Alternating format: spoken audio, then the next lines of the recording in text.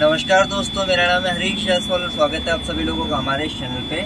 आज मैं आया हूँ अपने फ्रेंड की वर्कशॉप पे। वो एक गाड़ी में बहुत परेशान है जिसका नाम है अशोक लेलैंड दोस्त। BS4 मॉडल है जिसमें बॉश का EDC 17C63 नंबर का ECU यूज़ किया गया है। और जैसा कि आप लोग देख सकते हैं यहाँ पर कि वायरिंग वगैरह सब इन्होंने ओपन करके रखी हुई है एंड सारा कुछ इन्होंने चेक किया है, बट इन्हें जो है प्रॉब्लम नहीं मिल पा रहा है। एंड दोस्तों एक्चुअली में क्या है कि जो ये अशोक लेलैंड दोस्त का EDC 17C63 बॉश का जो ECU है, इसमें कार स्कैनर भी क्या है खासे फॉल्ट नहीं दिखाता है। ये आपको पूरा एग्जैक्टली फॉल्ट दिखा देंगे। तो आज दोस्तों हम इस गाड़ी में बिना स्कैनर के मैनुअली टेस्टिंग करेंगे, क्योंकि छोटी मोटी कमर्शियल गाड़ियों के लिए तो मुझे स्कैनर की ज़रूरत मेरे ख्याल से नहीं पड़ेगी तब तक जब तक कि प्रॉब्लम ज़्यादा क्रिटिकल ना हो जाए। तो हम लोग मैनुअली इस गाड़ी को 1 बाय 1 चेक करेंगे। देखिए, किसी भी डीजल गाड़ी को स्टार्ट करने के लिए क्या चाहिए?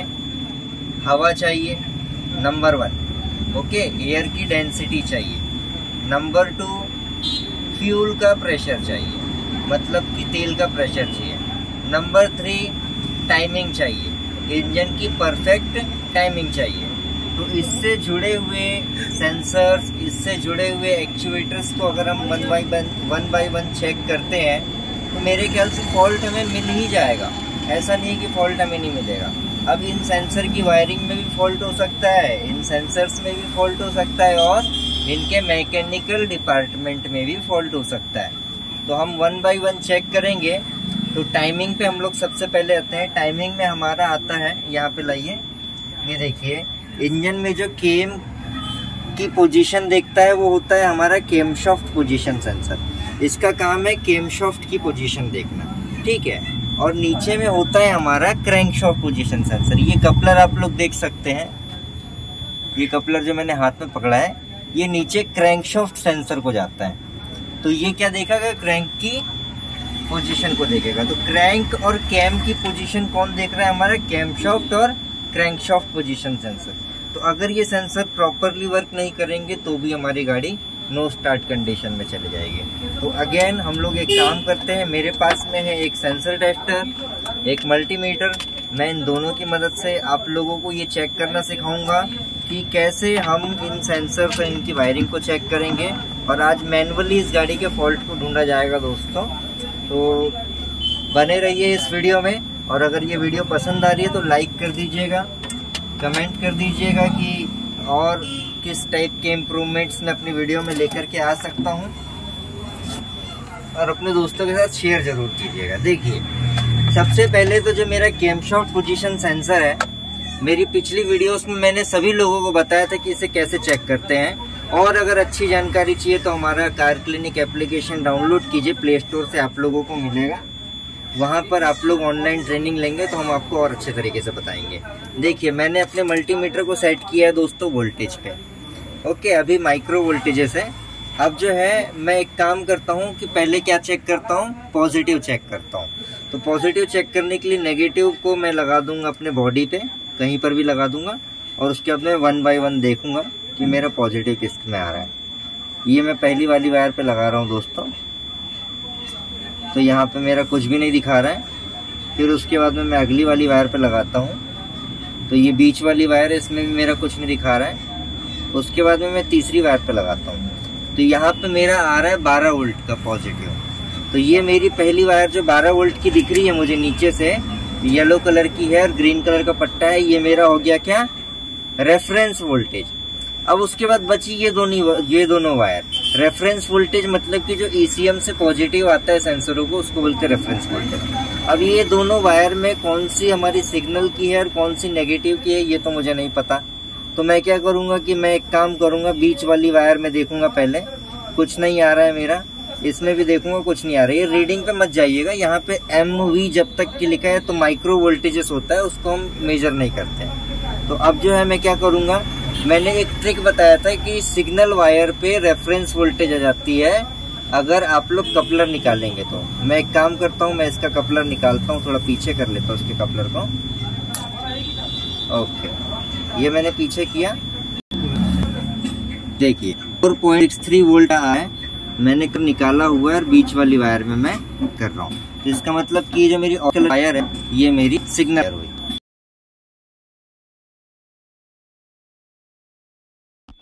अब दोस्तों देखिए, जब मैंने इस कपलर को लगा दिया है तो कपलर लगाने के बाद जो मेरी वोल्टेज है वो नहीं आ रही है। ओके, तो ये जो हो गया मेरा, ये क्या हो गया, बीच वाली सिग्नल वायर हो गई। अब पॉजिटिव चेक करने के लिए मुझे इस रेड वाली लीड को हमारे अल्टरनेटर के वायर में लगाना पड़ेगा, मतलब कि पॉजिटिव से कनेक्ट करना पड़ेगा। ये मैंने पॉजिटिव से कनेक्ट कर दिया। अब अगर मैं देखूंगा तो मेरा क्या है, ये 12 वोल्ट का नेगेटिव आना चालू हो गया। ब्लैक वाली लीड में चेक कर रहा हूँ मैं, मेरा 12 वोल्ट का नेगेटिव आना चालू हो गया। इसका मतलब कि ये मेरा सेंसर जो है इसकी वायरिंग तो ओके है। अब मैं इसका सिग्नल भी देख लेता हूँ। सिग्नल देखने के लिए अगर मैं मल्टीमीटर से चेक कर रहा हूँ तो देखिए, ये इसको नेगेटिव से कनेक्ट करूंगा। सर आप इसे ग्राउंड से कनेक्ट कर दीजिए।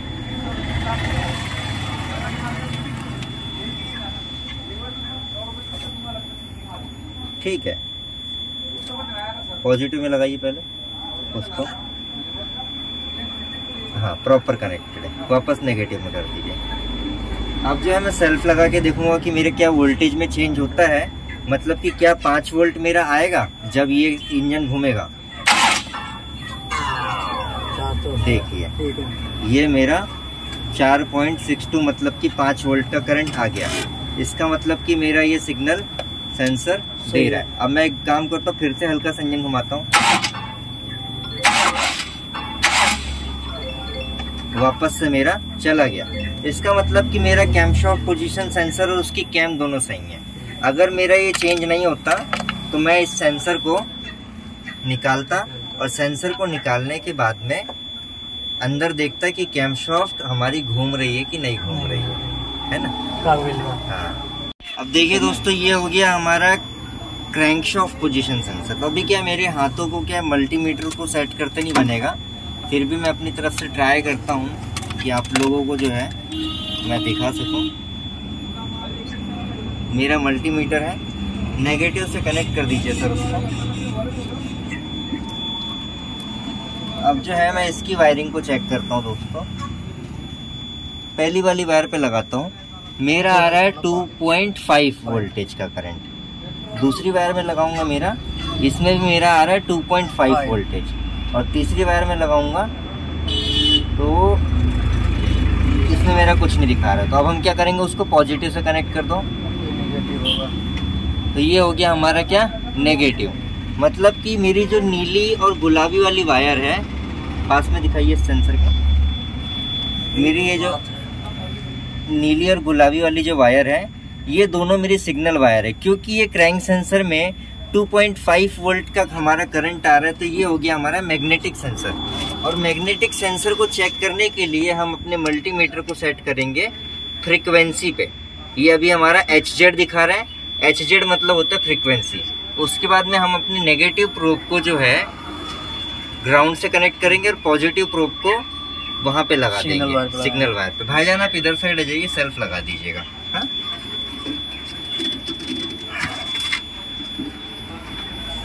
अब देखिए दोस्तों, मैं यहाँ पर क्या करने वाला हूँ वो मैं आप लोगों को दिखा देता हूँ। मैंने किसी भी एक सिग्नल वायर पे अपने मल्टीमीटर को कनेक्ट कर लेना है, मल्टीमीटर की रेड प्रोब को। और फिर उसके बाद में यहाँ पे देखिए, ब्लैक वाली लीड को हमने नेगेटिव ग्राउंड से कनेक्ट किया हुआ है और फ्रीक्वेंसी पे हमारा सेट है। ठीक है भाईजान, सेल्फ लीजिए। Well done. तो हमारी 30 हर्ट्ज की फ्रीक्वेंसी आई थी, है ना। अब हम फिर से सेल्फ लेंगे, लीजिए। हाँ बिल्कुल सही, HZ की। अब लंबा सेल्फ लीजिए, बिल्कुल छोड़ दीजिए, बढ़ता रहा। अब देखिए हमारी एक सिग्नल वायर में सिग्नल आ रही थी, ओके, अब 0 हो गया। अब मैं दूसरी वाली सिग्नल वायर पे जाता हूँ। अगर 2.5 वोल्टेज का करंट हमारा आएगा 2 वायर में, तो समझ जाओ कि वो मैग्नेटिक सेंसर है, उसकी दोनों वायर सिग्नल वायर होगी। दोनों वायर क्या वायर होगी, सिग्नल वायर होगी और सप्लाई वायर भी होगी। और ओपन सर्किट में भी उनका वोल्टेज जो है 2.5 ही रहेगा। तो लीजिए सेल्फ मारिए लंबा सेल्फ मारिए, मतलब कि हमारा क्रैंकशाफ्ट पोजीशन सेंसर भी ओके है। तो दोस्तों उम्मीद करता हूँ कि इसमें जो है आप लोगों को समझ में आया होगा कि हमारा जो क्रैंकशाफ्ट पोजीशन सेंसर अगर मैग्नेटिक है, मतलब चुंबक जैसे चिपकता है, तो उसके अगर 2 वायर वाला सेंसर है तो दोनों वायर में हमारा 2.5 आएगा, और 3 वायर वाला है तो 2 वायर में हमारा 2.5 होगा और एक में नेगेटिव होगा। मगर ये दोनों जो सप्लाई वायर है ना, यही सिग्नल वायर होती है, इसे हम मल्टीमीटर से भी चेक कर सकते हैं। और अब मैं अपने सेंसर टेस्टर से आपको इसकी फ्रीक्वेंसी भी दिखा देता हूँ लाइव। ये देखिए, इधर दिखाइए सर आप में।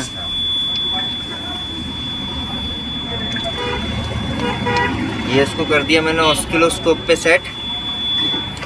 अभी आप बस इस पे दिखाइएगा डिस्प्ले पे, मैं वहाँ कनेक्ट कर लूँगा, आप दिखाइए उधर। हाँ, सेल्फ लीजिए, देख रहे हैं आप, इसे कहते हैं फ्रीक्वेंसी, जितना पॉजिटिव उतना ही नेगेटिव। सेल्फ लीजिए, बिल्कुल सही। तो इस तरीके से जो है हमारी ये फ्रीक्वेंसी आती है। शॉक भी हमने चेक कर लिया, क्रैंकशाफ्ट भी चेक कर लिया हमने, दोनों ही सेंसर सही हैं, वायरिंग भी सही है, सिग्नल भी आ रहा है। अब जो है हमारी टाइमिंग तो हो गई, एयर हमारी फ्यूल फिल्टर एयर फिल्टर वगैरह देख लिया, एयर सही है, एंड एयर से इतनी जल्दी प्रॉब्लम आएगी नहीं। तो अब जो है बारी आती है फ्यूल का प्रेशर चेक करना और फ्यूल प्रेशर सेंसर चेक करना। दोनों चीज़ों को एक साथ हम चेक कर सकते हैं हमारे रियल प्रेशर सेंसर को एनालाइज करके। तो यहाँ पर रियल प्रेशर सेंसर को चेक करने के लिए मल्टीमीटर भी यूज़ होता है और सेंसर टेस्टर भी। वोल्टेज सिग्नल है तो वो क्या है, वो कंजेस्टेड एरिया में है, इसीलिए मैं अपने इस सेंसर टेस्टर का यूज़ करूँगा, क्योंकि हाथ से मेरे को बनता नहीं है, वीडियो भी कवर कर ले और वो भी कवर कर ले। तो अदरवाइज़ क्या है, मैं तो सपोर्टिव हूँ आप लोगों के लिए कि जैसा आप लोगों के पास व्यवस्था है, जैसी टूल है, वैसी चीज़ें मैं आप लोगों के लिए प्रोवाइड कर सकूँ। सर इसको आप अपने हाथ में पकड़ लीजिए, कैमरे में दिखा दीजिएगा, ठीक है। इग्निशन ऑन है हमारा। अब उसके बाद में ये सेल्फ मारना पड़ेगा ना सर? हाँ, अभी नहीं सर, थोड़ा देर बाद। ये पहली वायर पे मैंने लगाया, एक वायर में जो है हमारा अभी कुछ भी नहीं दिखा रहा है। हम लोग एक काम करते हैं, अगली वायर पे देखते हैं।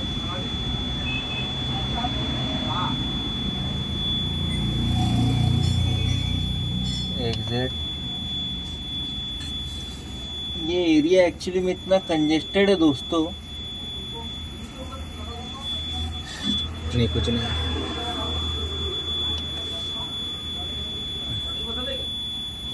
आ रहा है 0.4, तो इसमें आ रहा है 0.4 दोस्तों। किसी भी रियल प्रेशर में इग्निशन ऑन कंडीशन में होता है और इंजन को स्टार्ट करने के लिए कम से कम 0.9 वोल्टेज चाहिए होता है। 0.9 वोल्टेज का रियल प्रेशर सेंसर का सिग्नल का मतलब होता है 150 बार के ऊपर का प्रेशर। अब मैं अगली वायर चेक करता हूँ।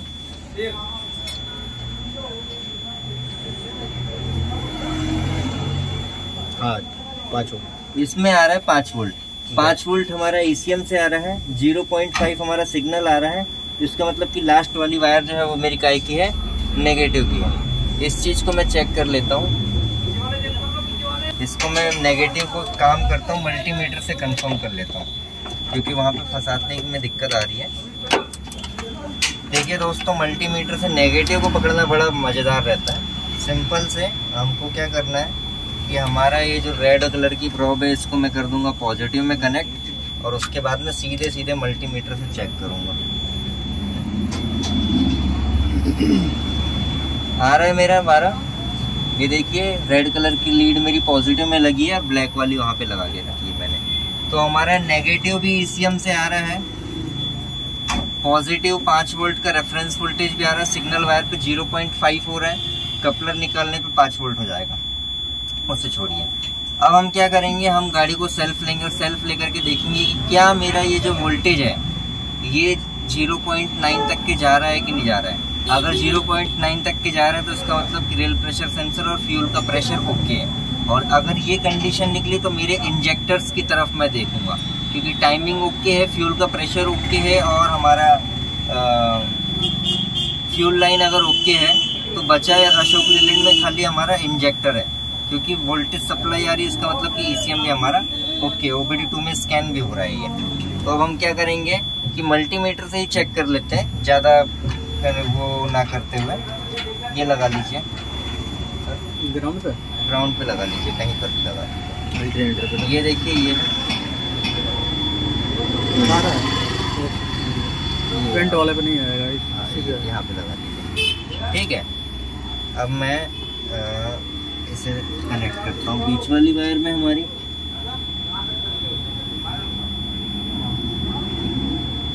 कितना आ रहा है? 0.5 आ रहा है ना। कपलर निकाल के तो नहीं दिखाना है, ये देखिए कपलर निकाल दूंगा तो 5 वोल्ट हो गया। अब वापस लगाया तो 0.5। अब जो है मैं गाड़ी में सेल्फ लूंगा और देखूंगा कि क्या ये मेरा 0.9 तक के जा रहा है। सेल्फ लीजिए सर।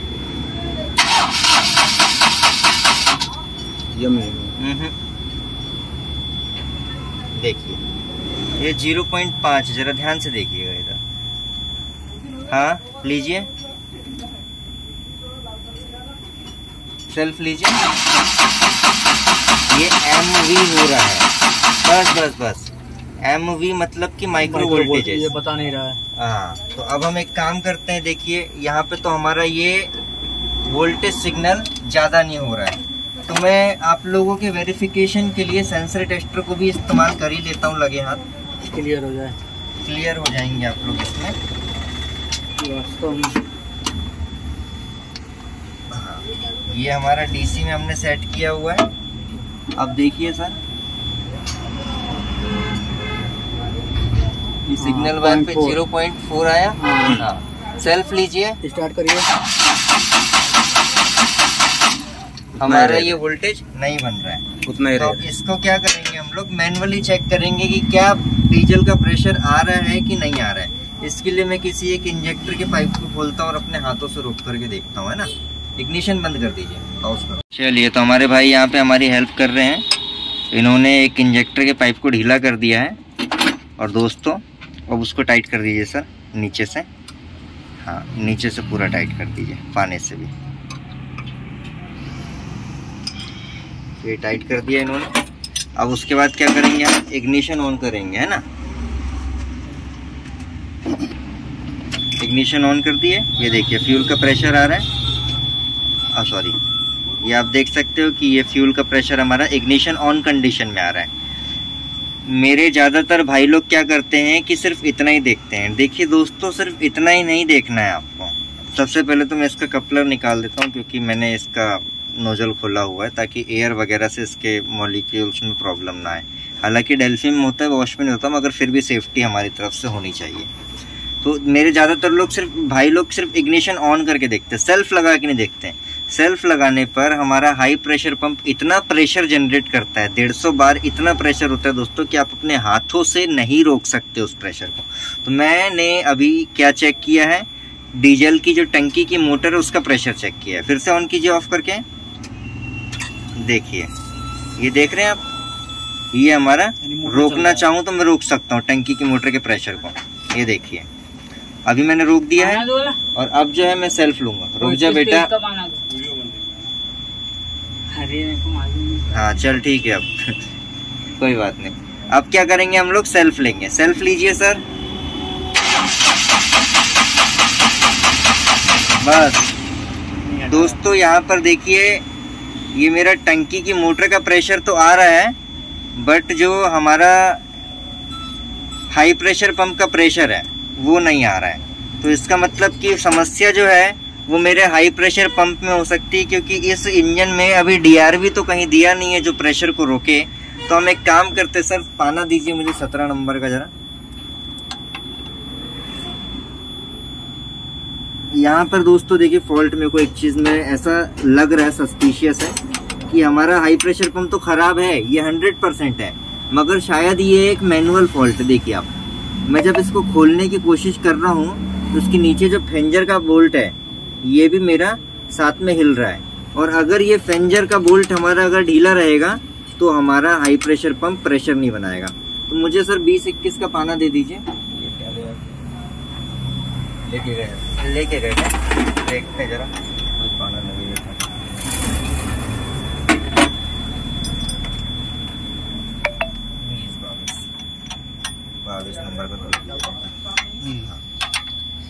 22 नंबर का लगाया हमने और अब जो है इसको ढीला किया।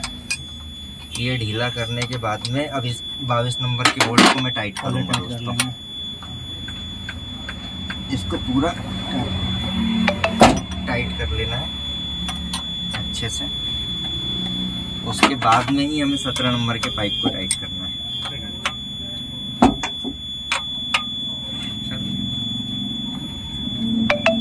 चलिए जरा देखते हैं क्या रिजल्ट। चाबी बंद करके ऑन कीजिए।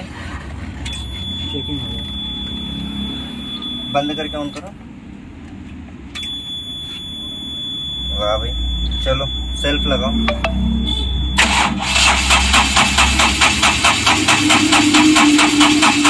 बस हाँ, फॉल्ट दूर हो गया। दोस्तों यहाँ पे एक चीज नोटिस करने वाली, फेंजर ढीला होने की वजह से हमारा इग्निशन ऑन करने पर यहाँ से डीजल आ रहा था और फेंजर जब हमने टाइट कर दिया तो डीजल नहीं आ रहा। तो मतलब कि बाय कंपनी जो है इसका इग्निशन ऑन करने पर कॉमन ड्रिल पे डीजल नहीं आना चाहिए, सेल्फ लगाने पे आना चाहिए। और अभी सेल्फ लगाने पर डीजल मेरा आ रहा है। देखिए मैं सेल्फ लगा रहा हूँ। सॉरी सेल्फ लगाइए। सेल्फ लगाइए।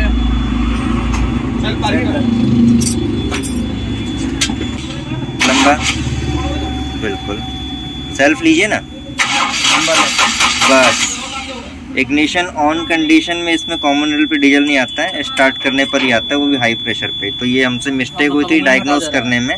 हाँ, उंगली से आप रोक ही नहीं सकते डीजल को, नहीं रोक सकते। अगर यहाँ पे वो डीआरवी लगा होता तो उसको भी चेक करते हैं, मगर अभी डीआरवी नहीं है तो इसका ही सीधा हम सीधा हो गया। लेकिन डीआरवी लगा होता तो भी यहाँ हाथ लगाते तो कोई ज्यादा तेज आता, ऐसा कुछ? हाँ, तब भी वैसे ही रहता है प्रेशर। अगर डीआरवी काम करेगी तो प्रेशर इतना ही रहेगा, आप रोक नहीं सकते। हाँ, चलिए तो दोस्तों एयर मैंने निकाल दी है। अब एक दो बार इग्निशन ऑन ऑफ कर लो ताकि डीजल मोटर अच्छे से अपना जो सर्कुलेशन है वो हाई प्रेशर पंप तक के पहुंचा सके डीजल का। और अब मैं देखूंगा सेल्फ लगा के कि क्या मेरी गाड़ी स्टार्ट होगी। तो यहाँ पे मेरी गाड़ी दोस्तों स्टार्ट हो चुकी है। दोस्तों मिलते हैं। तो दोस्तों काफ़ी मेहनत करने के बाद हमारी गाड़ी स्टार्ट हुई है। मैनुअली मैंने आप लोगों के लिए ये वीडियो लेकर के आया हूँ ताकि आप लोगों के टेक्निकल नॉलेज में इजाफा हो और हमारी जो टेक्निकल कम्युनिटी है वो स्ट्रांग हो और किसी के सपोर्ट की ज़रूरत ना पड़े। ऐसी वीडियोस मैं आप लोगों के लिए लेकर के आते रहता हूँ। दोस्तों आप लोग प्लीज़ मेरे चैनल को सब्सक्राइब कीजिए, मेरे वीडियो को लाइक कीजिए, शेयर कीजिए और डाउनलोड कीजिए कार क्लिनिक एप्लीकेशन, जहाँ पे आपको और बेहतर मदद मिल सकेगी हमारे द्वारा। दोस्तों मिलते हैं नेक्स्ट वीडियो में। Have a nice day, bye.